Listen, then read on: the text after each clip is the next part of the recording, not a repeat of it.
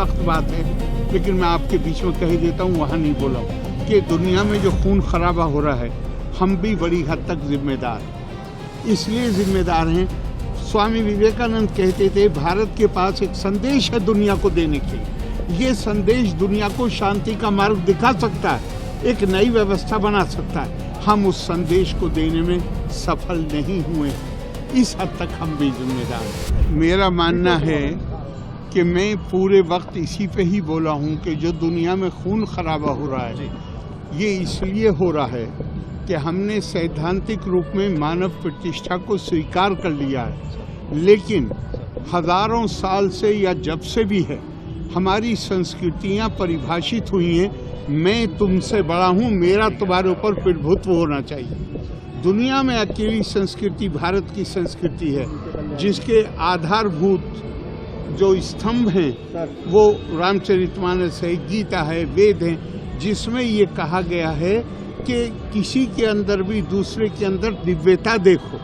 जब मैं आपके अंदर दिव्यता देखूंगा तो मैं आपसे नाराज भी होऊंगा तो भी आपके पैर पे पैर नहीं रखूंगा। यही एक तरीका है, इसलिए मैं कई दफ़ा कहता हूँ सख्त बात है, लेकिन मैं आपके बीच में कह देता हूँ, वहाँ नहीं बोला हूँ कि दुनिया में जो खून खराबा हो रहा है हम भी बड़ी हद तक जिम्मेदार, इसलिए जिम्मेदार हैं। स्वामी विवेकानंद कहते थे भारत के पास एक संदेश है दुनिया को देने के लिए। ये संदेश दुनिया को शांति का मार्ग दिखा सकता है, एक नई व्यवस्था बना सकता है। हम उस संदेश को देने में सफल नहीं हुए, इस हद तक हम भी जिम्मेदार हैं। यही एक संदेश ऐसा है जो ये कहता है कि मैं आपको जानता नहीं हूँ, लेकिन मुझे कहा जा रहा है कि मैं आपके अंदर दिव्यता देखूं। मैं आपके अंदर दिव्यता देखूंगा तो मैं आपका आदर भी करूंगा, सम्मान भी करूंगा, मैं ऊंच नीच नहीं मानूंगा, मैं कोई इन बुराइयों से बच जाऊंगा। सर, बांग्लादेश में जो हिंदुओं के साथ हो रहा है, मैं आपसे कहता हूँ मानिए, थोड़ी देर के लिए मानिए, ये निंदनीय है।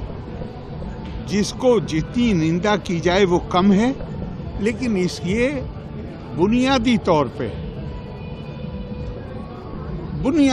पे मैं कह रहा हूँ कि हर किसी का ये शब्दावली इम्पोर्टेंट है, क्योंकि ये हमदर्दियाँ बांट देती।